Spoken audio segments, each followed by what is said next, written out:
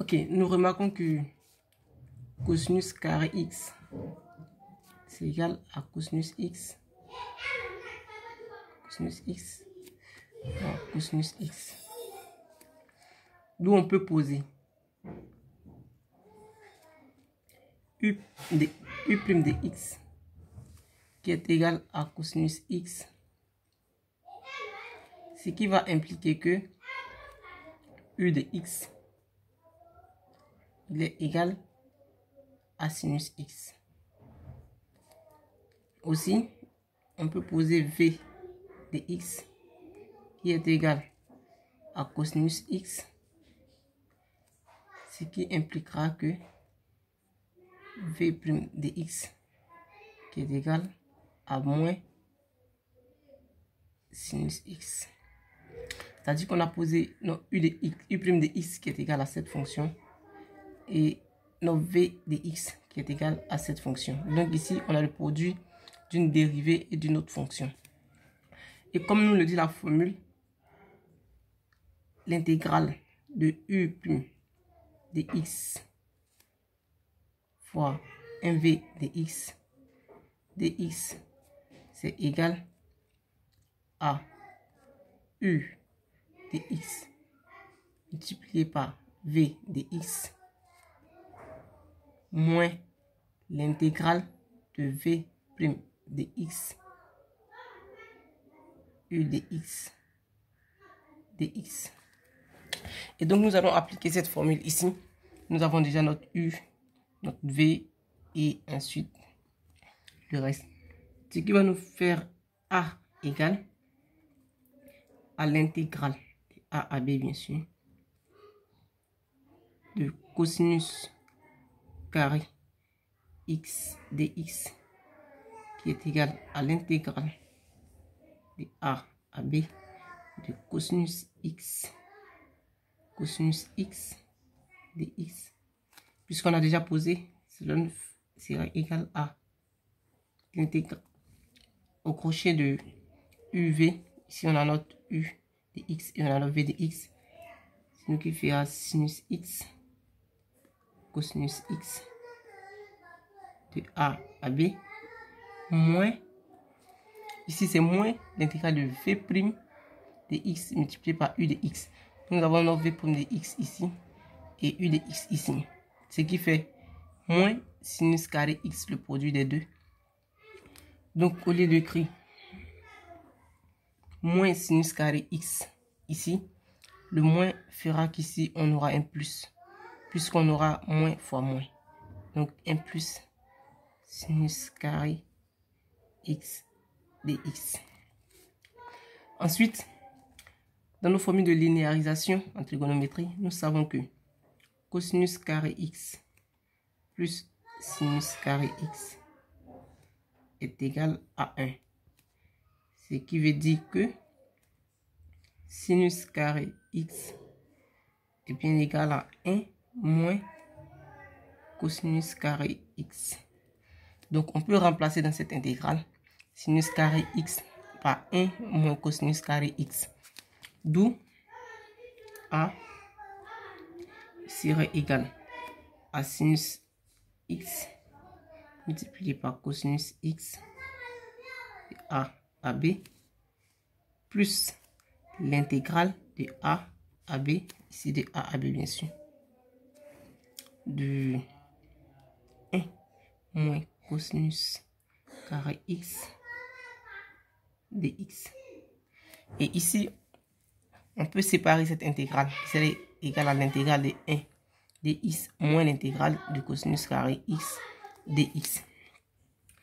Ce qui nous fera a égale à l'intégrale de sinus x cosinus x pris entre a et b plus l'intégrale de a à b de 1 dx, je ne vais pas écrire 1, c'est 1 ici, moins l'intégrale de a à b cosinus carré x dx. Et là déjà vous pouvez remarquer que cette intégrale qui est là ressemble à la même intégrale que nous avons ici. c'est un A aussi. Cette intégrale et celle-là sont les mêmes. Donc, c'est comme si on a A qui est égal à sinus x cosinus x plus l'intégrale de 1 dx moins A. Donc, ce A qui est ici, on peut le faire passer de l'autre côté ici. On a A qui est égal à sinus x cosinus x plus entre A et B plus intégrale de A à B dx moins A. Et si on rassemble tous les A d'un seul côté, ici on aura A. Si on fait passer le moins, si on fait passer, ça sera plus. Donc ça nous fera 2A. D'où on aura 2 fois A qui serait égal sinus x cosinus x pris entre A et B. L'intégrale est 1 dx, ça fait x plus x pris entre A et B. Puisque c'est A qu'on cherche, et c'est pas 2A, donc on sera obligé de tout diviser par 2, ce qui nous fera A égale à 1 demi de sinus x cosinus x. Je vais faire entrer le x puisque je n'ai pas encore remplacé par A et B, plus x pris entre A et B. Et là, nous avons fini notre intégration. Nous pouvons maintenant remplacer par A et B et remplacer ce que je ne vais pas faire, puisque ce qui était difficile, c'était de pouvoir calculer l'intégrale de cosinus carré x dx. Donc, merci. Nous sommes ici à la fin pour la première méthode. Nous allons donc calculer cette même intégrale par la méthode directe.